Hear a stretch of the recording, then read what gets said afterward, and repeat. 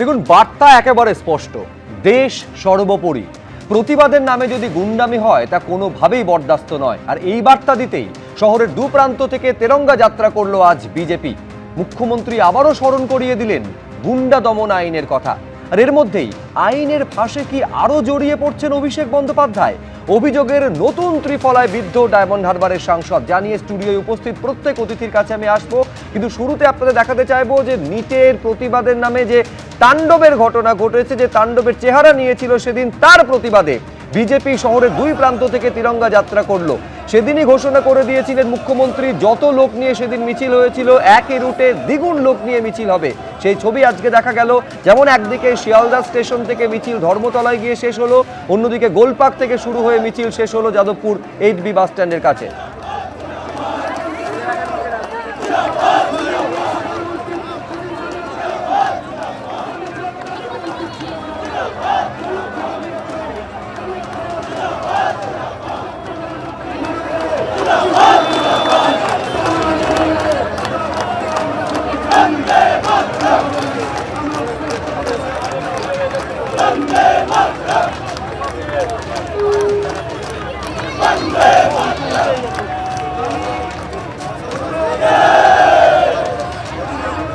গুন্ডা দমন আইন এবং টুকরে টুকরে গ্যাং দেশের ভিতরে, রাজ্যের ভিতরে থেকে দেশকে দুর্বল, রাজ্যকে দুর্বল করবে, এই জিনিস রাষ্ট্রবাদী সরকার করতে দেবে না। দেখুন, আজকে যে ছবিটা দেখা গেল তার প্রেক্ষাপটটা তো শুরু হয়েছিল জুন মাসের 6 তারিখে, যখন যন্তর মন্তরে এই সিজেপি বা ককরোচ জনতা পার্টির আন্দোলন বা ধর্নাটা শুরু হয়। মূল দাবি ছিল ধর্মেন্দ্র প্রধানকে ইস্তফা দিতে হবে।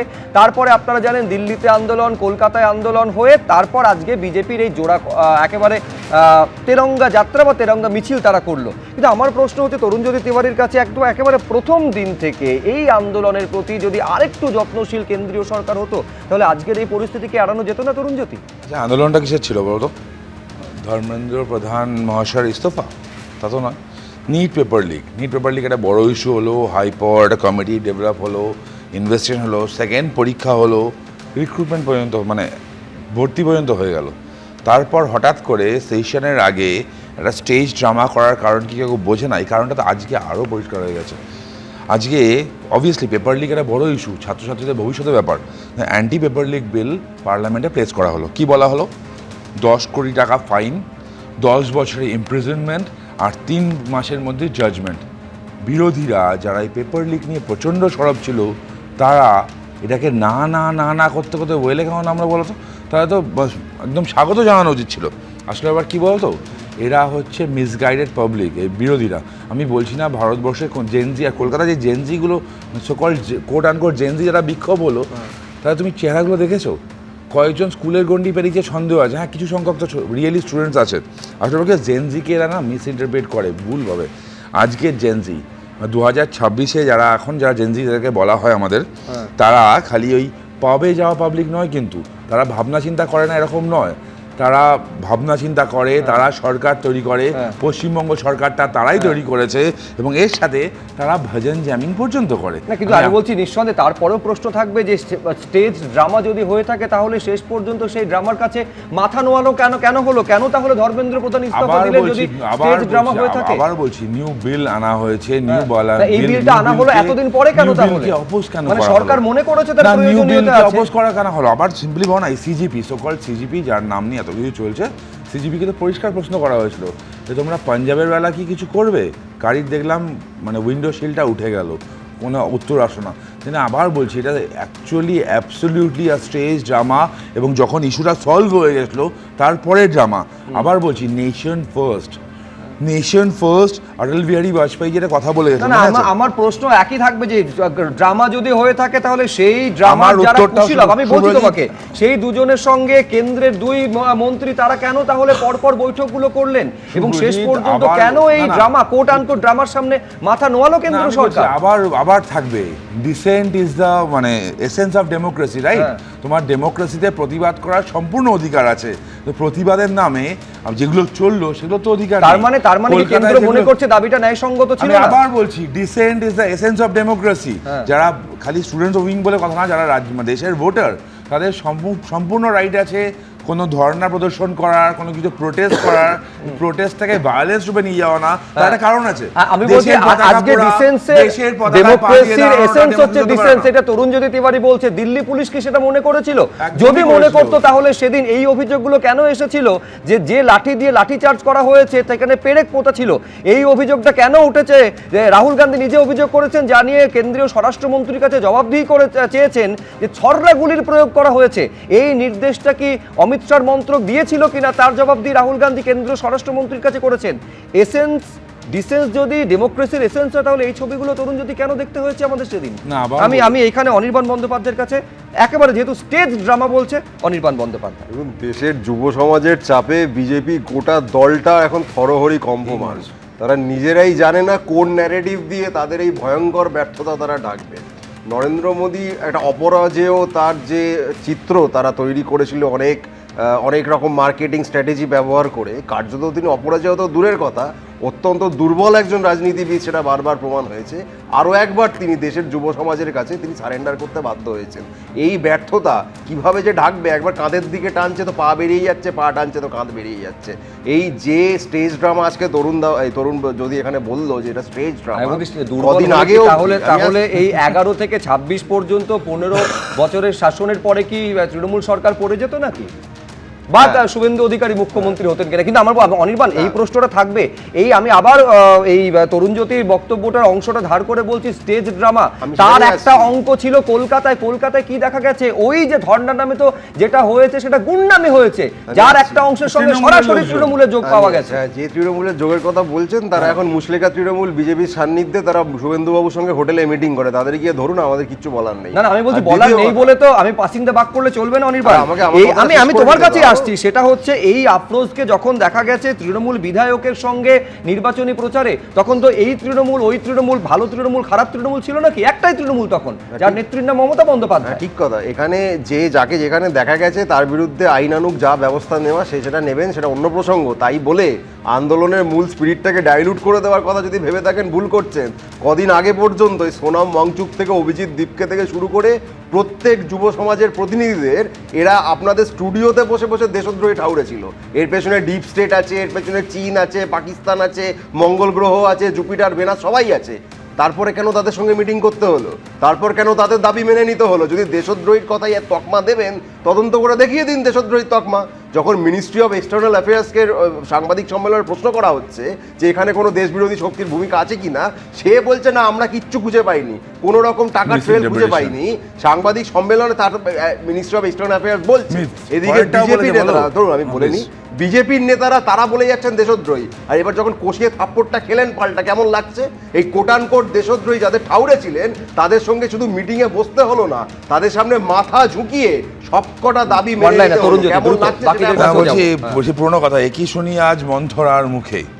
তো মাধ্যমিককে যারা মাধ্যলিকে পরিণত করেছিল, TET, PSC, SSC, food inspector, যাদের মানে রেগুলার প্রত্যেকটা স্ক্যাম ছিল, তারা আজকে বড় বড় কথা বলছে। আমি আবার বলছি, dissent is the essence of democracy শোনা হয়েছে। তার মানে এই নয় ভারতবর্ষের পতাকা পোড়ানো হবে, তার মানে এই নয় একটা কলকাতায় করা হয়েছে, কলকাতায় পতাকার উপর পা দিয়ে দাঁড়ানো হয়েছে।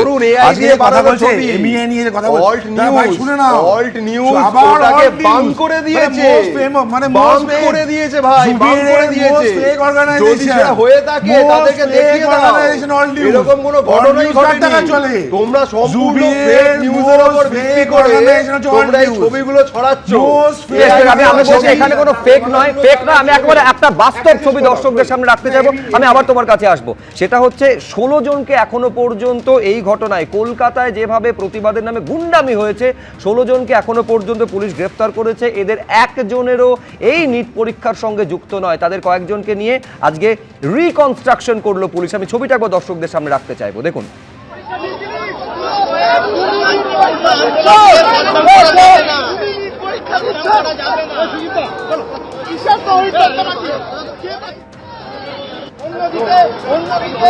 রীতিমতো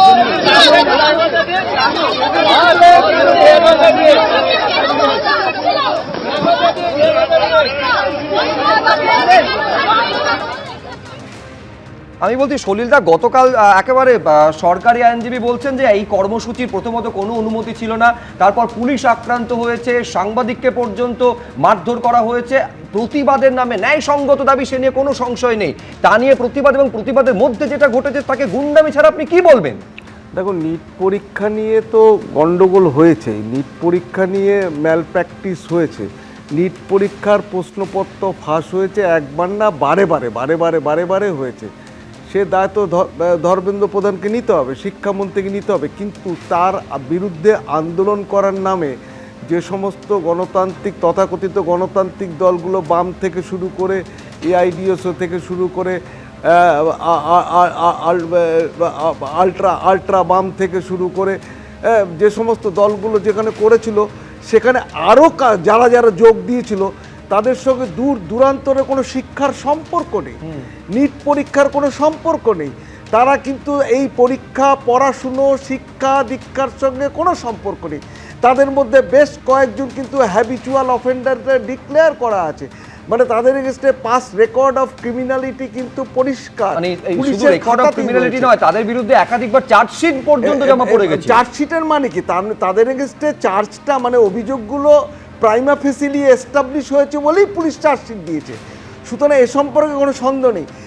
তাদের মধ্যে একজন তো সে পালিয়ে গিয়ে আসানসোল আর দুর্গাপুরের মধ্যে অন্ডাল থেকে সে অ্যারেস্ট পর্যন্ত হলো, এবং তার সঙ্গে তৃণমূলের যোগাযোগ, তার সঙ্গে মমতা ব্যানার্জির মানে মেটিয়াপুরে যে এমএলএর ছবি, নিচে মমতা ব্যানার্জি প্রাক্তন মুখ্যমন্ত্রীর ছবি দিয়ে সে ছবিও কিন্তু দেখেছি। এগুলো অনেকে হয়তো বলবে এআই জেনারেটেড বা যাই হোক, কিন্তু আমাদের সংবাদ মাধ্যমে যেটা আমরা দেখেছি এবং ভিডিও ফুটেজে যেগুলো দেখেছি, পুলিশ সিসিটিভি ফুটেজে যা পেয়েছে, তার মধ্যে যে 16 জন লোককে অ্যারেস্ট করা হয়েছে তার মধ্যে বেশিরভাগই ক্রিমিনাল, তারা হ্যাবিচুয়াল অফেন্ডার, পাস ক্রিমিনালিটি আছে, এ সম্পর্কে কোনো সন্দেহ নেই। তাহলে এই যে আন্দোলনটা, যেটা নিট পরীক্ষা নিয়ে যে ম্যাল প্র্যাকটিস হয়েছে, সেটাকে তাহলে হাইজ্যাক করলো ক্রিমিনালরা। তার দায়টা কে নেবে? তার দায়িত্ব তো নিতে হবে যারা অর্গানাইজ করেছে এই মিছিলে, তার দায়িত্ব নিতে হবে এই আন্দোলনকারীর উদ্যোক্তা যারা, তাদের এই দায় নিতে হবে, তাদের এই দায়িত্ব নিতে হবে। এ কথা বললে তো হবে না যে এটা যে ম্যাল প্র্যাকটিস হয়েছে তার বিরুদ্ধে যে আন্দোলন হয়েছে তার মধ্যে একেবারে, মানে আমি বলছি আয়োজকরা তো এক তো তার দায় বা অ্যাকাউন্টেবিলিটি অস্বীকার করতে পারে না, দ্বিতীয়ত এটার পেছনে সুনির্দিষ্ট পরিকল্পনা ছিল কিনা সেটাও কিন্তু পুলিশ বা তদন্তকারীদের খতিয়ে দেখাটা দরকার। এইবার আপনাদের সামনে যে ছবিটা রাখবো সেটা হচ্ছে, ইতিমধ্যে আপনারা জানেন যে যন্তর মন্তরের সামনে থেকে ককরোচ জনতা পার্টি তাদের এই আন্দোলন বা ধর্ণা তারা প্রত্যাহার করেছে। এই অবস্থায় সিজেপি বা ককরোচ জনতা পার্টির তরফে একটা পোস্ট করা হয়েছে সোশ্যাল মিডিয়ায়, যেখানে বলা হচ্ছে যে আন্দোলনকারী ছাত্রদের টার্গেট করে ধরপাকড় করা হচ্ছে এবং এটার মধ্যে তারা ব্রিচ অফ ট্রাস্ট বা চুক্তি ভঙ্গের অভিযোগ তারা করছেন। ছাত্র এবং বিক্ষোভকারীদের টার্গেট করে গ্রেফতার করা হচ্ছে বলে ককরোচ জনতা পার্টির অন্যতম মুখপাত্র সৌরভ দাস তিনি তার সোশ্যাল মিডিয়া হ্যান্ডেলে লিখছেন। তিনি আরো বলছেন যে চুক্তি অনুযায়ী এই সমস্ত এফআইআর প্রত্যাহার করতে হবে। ছাত্রদের পাশে থাকার বার্তা জানিয়ে এই হচ্ছে সিজেপির পোস্ট।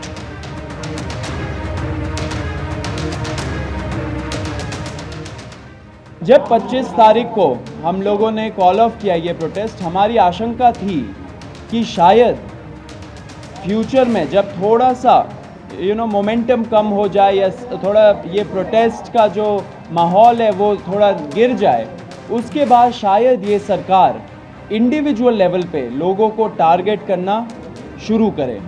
एंड ये बहुत क्रेडिबल एप्रीहेंशन है, क्योंकि आपने देखा होगा दूसरे प्रोटेस्ट में भी सेम प्लेबुक यूज़ किया गया है। क्योंकि बहुत सारे क्वेश्चंस आ रहे हैं कि कुछ स्टेट्स में पुलिस बहुत ब्रूटल तरीके से क्रैकडाउन भी कर रही है एंड लीगल मुकदमे भी लगा रहे हैं छात्रों के खिलाफ। हम उम्मीद करते हैं कि अगर एक सीनियर कैबिनेट मिनिस्टर सरकार की तरफ से एक एग्रीमेंट कर रहे हैं तो उसे ऑनर किया जाएगा।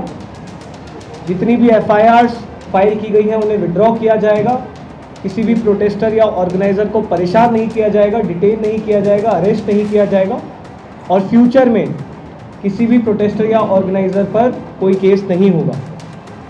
अगर कल तक ये रिटर्न एग्रीमेंट सरकार की तरफ से नहीं आता है और जितने भी अलग अलग राज्यों में छात्रों को, युवाओं को, प्रोटेस्टर्स को अरेस्ट किया गया है या डिटेन किया गया है, उन्हें रिलीज़ नहीं किया जाता है, तो कॉकरोच जनता पार्टी फिर से प्रोटेस्ट करने को मजबूर हुई। এফআইআর প্রত্যাহার করতে হবে এই দাবি তোলা হচ্ছে, কিন্তু আমি বলছি শীর্ষেন্দুদা, যারা হামলা চালালো, যারা পুলিশকে আক্রান্ত করলো, যারা ইট ছোড়া হলো বলে অভিযোগ, ধর্মতলাতে পাথর ছোড়া হলো, জলের বোতল থেকে জুতো ছোড়া হলো, অশান্তির পরিবেশ তৈরি করলো, এবং সব থেকে বড় কথা দূর দূরান্ত পর্যন্ত নিটের সঙ্গে যাদের কোনো সম্পর্ক নেই, কেন তাদের বিরুদ্ধে আইনানুগ ব্যবস্থা হবে না? না, দেশের অখণ্ডতা, ঐক্য, স্বার্থ, এটা যে কোনো রাজনৈতিক দল বলুন, আঞ্চলিক দল বলুন, তার ঊর্ধ্বে অনেক সময়। কিন্তু নিট পরীক্ষার যে প্রশ্নপত্র ফাঁস হয়েছে, এটা বলতে হবে নিট পরীক্ষা কারা দেয়? যারা ডাক্তার হওয়ার স্বপ্ন দেখে তারা নিট পরীক্ষা দেয়। পরপর 2 বছর নিট পরীক্ষার প্রশ্নপত্র ফাঁস হয়েছে, কিন্তু সেই জায়গায় আন্দোলন করবার সময় অন্যান্য লোক ঢুকে যাবেন, তারা সেই ছাত্রছাত্রী থাকবেন না, এটা কখনো ভাবা যায় না। সেই গুন্ডামি চলবে, কখনোই নয়। আন্দোলন করা, শান্তিপূর্ণ আন্দোলন করা সংবিধানের 1901 এ ধারায় পরিষ্কার করে বলা আছে। সুপ্রিম কোর্ট পর্যন্ত বলছেন যে আন্দোলনের নামে লাঠিচার্জ করা কিন্তু উচিত নয়। যতক্ষণ শান্তিপূর্ণ থাকবে ততক্ষণ ঠিক থাকবে, কিন্তু এই গুন্ডামি চলবে না। যেটা দিল্লি পুলিশ 20 জুলাই থেকে 23 July FRS facial recognition system এটা বসিয়েছিল। তাতে আপনার ফেস ট্র্যাকিং প্রযুক্তির মাধ্যমে ধরা যায় যে অপরাধী কারা কারা কারা কারা আছে, সেই জায়গা থেকে ধরা হচ্ছে কিন্তু প্রযুক্তির মাধ্যমে। এটা একদম ঠিক কাজ করেছেন। সেরকম ধর্মতলায় যে লোকগুলো আজকে গুন্ডামি করার জন্য ছাত্রছাত্রীদের মিছিলে ঢুকে এই পুলিশকে বাধাদান করবেন, তাদের জুতো ছুঁড়বেন, বোতল ছুঁড়বেন, এটা তো মেনে নেওয়া যায় না। ছাত্রছাত্রীদের আন্দোলন নিশ্চয় করবেন, শান্তিপূর্ণ আন্দোলন, কিন্তু গুন্ডামি চলবে না যে কোনো জায়গাতেই হোক। ঠিক, আমি বলছি গুন্ডামি যেমন চলবে না, উল্টো দিক থেকে একটা শান্তিপূর্ণ আন্দোলনে পুলিশের লাঠিচার্জ, এবং যে লাঠিচার্জ শুধু নয়, প্যালেট গান পর্যন্ত ইউজ করা হয়েছে বলে অভিযোগ, এটাকে কোথাও কি সমর্থন করা যায় নাকি? আমি দ্রুত প্রদীপ চট্টোপাধ্যায়ের কাছে আসবো। না, দেখুন, দুদিকেই যুক্তি রয়েছে, কিন্তু আমি মনে করি যে আন্দোলনটা হচ্ছিল ছাত্রদের পক্ষ থেকে ককরোচ জনতা পার্টির তত্ত্বাবধানে, সেই আন্দোলনে কিন্তু কোনো ধরনের বিক্ষোভ প্রথমে হয়নি। যে ধর্ণা নিয়ে পার্লামেন্ট অভিযান, সংসদ ভবন অভিযান করতে গেছিল, সেখানে কিন্তু অন্যভাবেও পুলিশ তাদেরকে ট্যাকেল করতে পারত। যেভাবে আমরা দেখেছি যে লাঠিচার্জ হয়েছে ছাত্রছাত্রীদের ওপরে, সেখানে কিন্তু আমাদের সঙ্গে এই ধর্মতলার ছবিটার থেকে ঠিক বিপরীত। ধর্মতলায় আমরা দেখলাম সাংবাদিকদের ওপরে মার হচ্ছে, জুতো ছোড়া হচ্ছে, কিন্তু দিল্লিতে আমরা দেখেছি যে ছাত্রছাত্রীদের ওপরে পুলিশের লাঠিচার্জ। ফলে কিসের থেকে কোনটা ট্রিগার হয়েছে আপনি দেখুন, যে ছাত্রছাত্রীদের ওপরে যদি আজকে সেখানে সারা দেশের ছাত্রছাত্রীদের অনেকেই ছিল, ফলে সব রাজ্যের থেকে কোনো না কোনো প্রতিনিধি ছিল, ফলে রাজ্যবাসীর বিক্ষোভ হওয়া বা দুঃখ হওয়া স্বাভাবিক, তারা রাস্তায় নেমেছে। কিন্তু এই যে জায়গাটা খুব গুরুত্বপূর্ণ, সেটা হচ্ছে কোনো একটা আন্দোলন তাকে হিংসাত্মক আন্দোলন করে অন্য কোনো ফায়দা তোলার প্রচেষ্টা, যেটা বারে বারেই আমরা বলছি যে একটা নির্দিষ্ট প্ল্যান করে ধর্মতলার যে বিক্ষোভ, সেটা ছাত্র বিক্ষোভ হতে পারে, ছাত্র বিক্ষোভকে মেলাইন করার চেষ্টা হতে পারে, কিন্তু আমরা দেখছি যে এই ছাত্র বিক্ষোভ যারা ডাকলেন তারা কিন্তু আজকে আর কেউ দায় নিচ্ছেন না। তারা সবাই বলছে এরা আমাদের কেউ নয়। তাহলে এরা কারা? এরা কাদের সাথে যুক্ত? কারা এদেরকে ঢোকালো? আর শুধুমাত্র সাংবাদিকদের এবং পুলিশদের আক্রমণ কেন? ফলে নিট পরীক্ষার আন্দোলনের পরে উচ্চশিক্ষামন্ত্রীর পদত্যাগ, সেটা একটা আলাদা দিক। আর আরেকটা আলাদা দিক হচ্ছে নিট পরীক্ষার যাতে যথাযথ ব্যবস্থা হয় সেই আন্দোলনে গুন্ডামি, এই গুন্ডামি যেটা এখানে আমরা ধর্মতলায় দেখলাম, এটার সঙ্গে আপনি দিল্লির আন্দোলনকে মেলাবেন না। দিল্লির আন্দোলন একটা রকমভাবে হয়েছে, সেখানে ছাত্রদের দাবি দেওয়া নিয়ে আন্দোলন, আর এইখানে তাদের সমর্থনে যে আন্দোলন, সেই আন্দোলন হাইজ্যাক্ট হয়ে গেছে, সেই আন্দোলন দুর্বৃত্তদের হাতে চলে গেছে। এবং মাননীয় মুখ্যমন্ত্রী ঠিক কাজ করেছেন, এখানে গুন্ডা দমন আইন কিন্তু ছাত্রছাত্রীর উপরে প্রয়োগ হচ্ছে না। আমি বলছি যারা এই কাজটা করেছে, আমি আবারও বলছি, এই যে 16 জনকে পুলিশ গ্রেফতার করেছে, এদের কেউ নিটের সঙ্গে দূর দূরান্ত পর্যন্ত সম্পর্ক নেই। গুন্ডামি স্পষ্ট যারা করেছে, সেটাকে গুন্ডামি ছাড়া আর কিছু বলা যায় না পুলিশের বক্তব্য অনুযায়ী। ফলে তাদের বিরুদ্ধে কেন আইনানুগ ব্যবস্থা গ্রহণ করা হবে না? সঙ্গত কারণে এই প্রশ্নতে উঠবে। দেখুন, কিছুক্ষণ আগে বলছিলাম যে যারা হামলাকারী, যারা আইন ভাঙছেন, কেন তাদের বিরুদ্ধে আইনানুগ ব্যবস্থা গ্রহণ করা হবে না? অভিষেক বন্দ্যোপাধ্যায় অন্যদিকে তার বিরুদ্ধে আইনি ফাঁস ক্রমশ আরও বেশি জোরালো হচ্ছে। বিরতির পর আপনাদের সামনে রাখবো যে ডক্টর অন হুইলস থেকে শুরু করে ডিজে মামলায় আদালতে দেওয়া তথ্যতে কিভাবে বিড়ম্বনা বাড়ছে ডায়মন্ড হারবারের সাংসদের। বিস্তারিত বিরতির পর আপনাদের সামনে নিয়ে আসছি, স্টুডিওতে আলোচনা চলবে, ফিরছি।